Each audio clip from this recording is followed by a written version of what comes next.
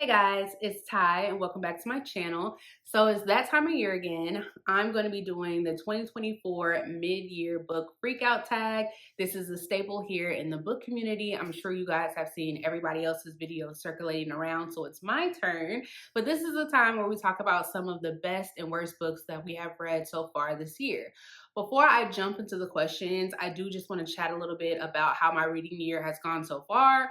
But at the time that I'm filming this, I have read 59 books, and a majority of those I have rated 3 stars. So a lot of the books that I have been picking up have just been fine. Not a lot of them have really blown me away. Of course, I have some that I have rated 5 stars. I haven't rated as many books 5 stars like I have in the past.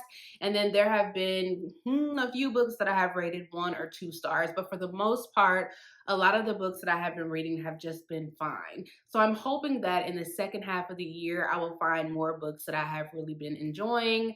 Fingers crossed for that. But we will go ahead and jump into the questions. The first question is the best book that I have read so far this year. I would have to say that is The Ascent by Adam Plantinga. This is a adult thriller, and I already have a dedicated spoiler-free review for this. If you guys want to check that out, I will have that link down below. But this, like I said, is a thriller, and it's one of the first books that I read this year that was labeled as a thriller, and it actually felt like a thriller. So this one follows 2 main characters who get stuck in a prison, and the security systems fail, releasing all of the inmates, and those 2 main characters have to survive. I really enjoyed this. I loved how action-packed it was, how fast-paced it was. There was things happening from start to finish, and I even enjoyed how at certain times I really felt for these characters and was really rooting for them to survive. So this is a book that I would highly recommend, and I'm pretty sure this is going to end up in one of my top books of the year. The next question is the best sequel that I have read so far this year. And I would have to say that is going to be The Bone Shard War by Andrea Stewart. This is a adult fantasy. I also have a dedicated review for the series overall. It's just a trilogy. So if you guys are interested in that, I will also link that down below. But I really enjoyed the conclusion of this series. So we're in a world that uses bone shard magic, and the bone shards are what's used to control people or different constructs. I really enjoyed the characters. There's a wide variety of characters with different personalities. I love the political intrigue. I love just the magic and how that's expanded upon between all 3 books. It was just a really fun series, and it's a series that obviously I would highly recommend. The next question is a new release that I want to read but have not read yet, and that is actually going to be Middle of the Night by Riley Sager, an adult mystery. And I'm always looking forward to Riley Sager's books. I have read them all thus far, but this one I'm really excited for because we are getting the POV from a male character.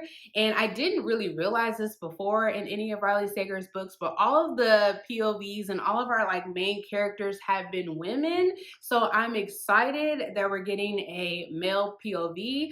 And this one revolves around our main character, and I think he's looking into the disappearance of an old best friend. And so I'm excited for it. I have heard mixed things about it so far, so hopefully it's one of the ones that I enjoy, but either way, I'm looking forward to it. Next question is my most anticipated release for the second half of the year, and we're gonna go back to the author Andrea Stewart. I'm really looking forward to her book The Gods Below. Because I loved her series The Drowning Empire, I really am looking forward to a new series by her. I'm pretty sure it's the first book in a series, but it revolves around sisters and they're a battle between gods. So I love anything that has to do with sisters, and then it's a fantasy. I'm looking forward to it. The next question is my biggest disappointment so far this year. I actually have 2. One of them you guys probably already know because I've talked about how disappointed I am in this book several times at this point since I've read it. But the first one that I'm going to say is First Lie Wins by Ashley Elston. This is a adult mystery, and this one I rated 3 stars, and that was very generous because the more I think about it, I think I rated it too high. So this one just follows this woman who's a spy, and she is set to like, she's like on a mission with this guy that she ends up moving in with, and they end up in a relationship, and she's like looking into him. Anyways, I did not like it. This has been, I think it's like part of Reese's book club. It was a book of the month pick. Everybody has been like raving about this book, and for whatever reason, I just don't understand. I think it had a very strong start, but after maybe a couple of chapters, it really got boring and slow, and it was not hard to figure out what was going on because there's not a lot of characters, so I just really did not like that. My other biggest disappointment, and like I said, this should not be a shock to anyone, but it is the reappearance of Rachel Price by Holly Jackson. And this was just such a big disappointment because this was one of my most anticipated reads for this year, and it was a huge letdown. But this one just follows this girl, and her mother had disappeared. She was missing for a long time, and then while they're making a documentary into her disappearance, the mother reappears. And this just did not go in the direction that I thought it was going to go. I had a lot of issues with the things that happened at the end and how this was wrapped up, and I did not like the main character that we followed. But if you want to hear all of my spoilery thoughts about this book, because I go into detail, I'll have that video linked down below. Next question is my biggest surprise from this year, and that is actually going to be Brooklyn by Tracy Brown. This is a adult fiction, and we're following the main character, Brooklyn. It's basically us just following her life and how she is kind of rebellious, and she's getting away from her parents who are really religious. Like, her father is a pastor, and so she is breaking free, not necessarily because she wants to, because there's a situation that happens and she kind of has to break free from her family, and we're like watching her survive in the streets of New York. I really enjoyed this one. I wasn't sure whether or not I was going to enjoy it as much as I did, but I'm so happy that I did. And I loved the character of Brooklyn because she made you feel so many different emotions. There were some times while I was reading it, I really sympathized with her. There was other times in here where I can understand why everybody else doesn't like her. So this was like a roller coaster ride of a read. And it also was very nostalgic because the way that it read and the things that were discussed in it, it really reminded me of those stories that I used to read back in the 90s, like The Coldest Winter Ever or Fly Girl. So if you've read some of those and you've enjoyed those, I would definitely check out Brooklyn. But yeah, this was a nice surprise. Next question is a favorite new author or an author that is new to me. So I'm gonna say that is gonna be Frida McFadden. I'm gonna preface that with, I've only read one book from her so far this year, and that was The Housemaid, which is one of her more popular books. But I enjoyed that book so much that I picked up the rest of the series. So I have the complete Housemaid series, even though I just read the first one. And I also picked up The Teacher by her, which is a new release from this year. And I also have The Inmate by her. So I'm really excited to dive into the world of Frida McFadden. I hope that all of the other books that I have picked up is just as good as The Housemaid, but The Housemaid left such an impression on me that I'm excited to read her other books. The next question is my newest fictional crush, and I always feel like this is a hard question for me to answer every year, but I would actually have to say that goes to the character of Shep from the romance book Ready or Not by Cara Bastone. I read this earlier in the year. But this just follows our main character who is dealing with an unexpected pregnancy, and she's not getting a lot of help from the child's father, but she is getting help from her best friend's brother, Shep. And I loved Shep in this story because he was funny, he was very caring, he was very attentive, and he was dealing with a situation that he did not have to deal with, and he just took it in stride. Anything that she needed, he was there, and he like listened to everything that she needed, and I love that about Shep. Now, I did not rate that book. I think it was one of the books that I rated 3 stars, but I did really enjoy the characters obviously I really enjoyed Shep. The next question is my newest favorite character, and that hands down is going to go to Mal from Mal Goes to War by Edward Ashton. This is a adult science fiction, and we're following this AI by the name of Mal. And this is another book that I rated 3 stars, but that's just because a lot of what was going on in the story I just didn't understand, and it kind of went over my head. But Edward Ashton really knows how to write some fun characters, and there were a lot of fun characters in this book. Mal was by far my favorite character. He was hilarious, and just the situations that he found himself in this book were so funny. And I think the banter that he had with like all of the side characters really made his character stand out even more. I just thought parts of this was hilarious, and I just love anytime a book can make me laugh. So yeah, Mal is my new favorite character. The next question is a book that made me cry. I am not a crier when it comes to books. This is another question that is so hard for me to answer every year because I don't cry. I don't really have those strong emotions like that when I'm reading. I wish I did,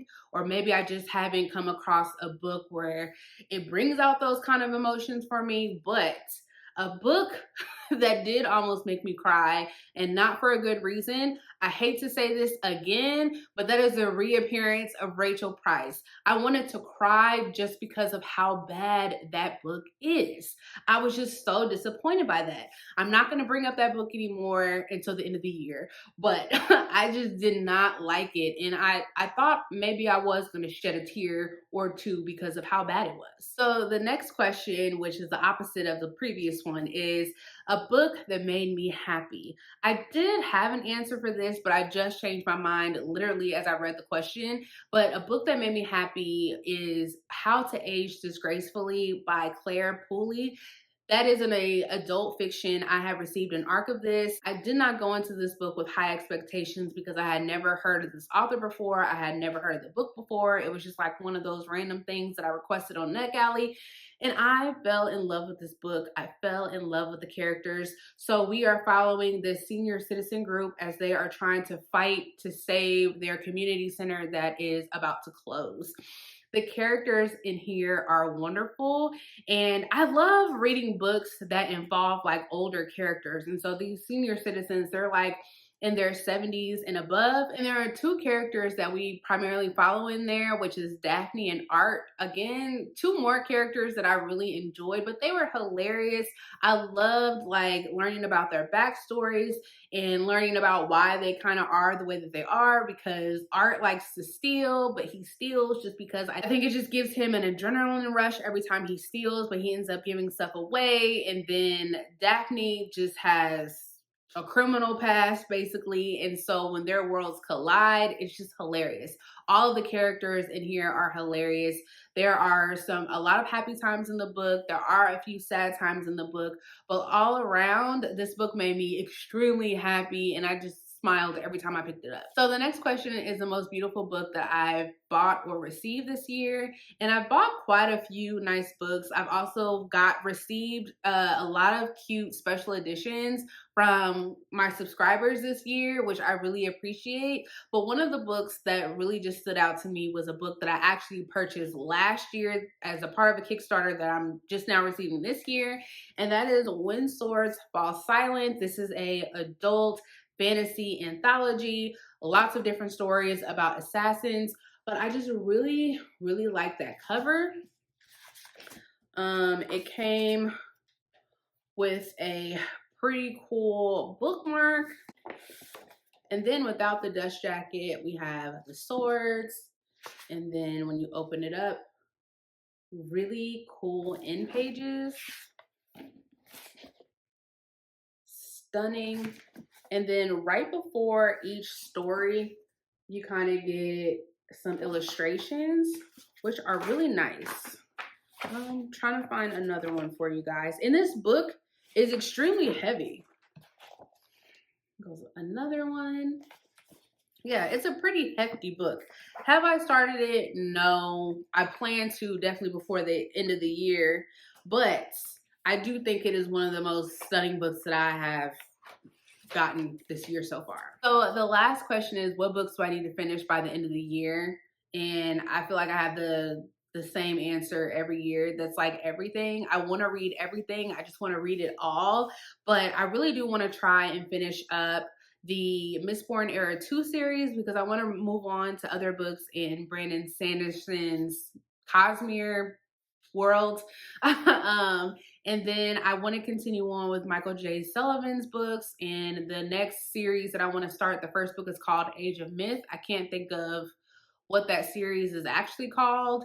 And then I also want to start reading some of Karen Slaughter's backlist. And I think the first series is like the Grant County series. So there's a lot of stuff that I want to read, but those off the top of my head are like the main ones that I want to at least start or finish by the end of the year. Those are all of the questions.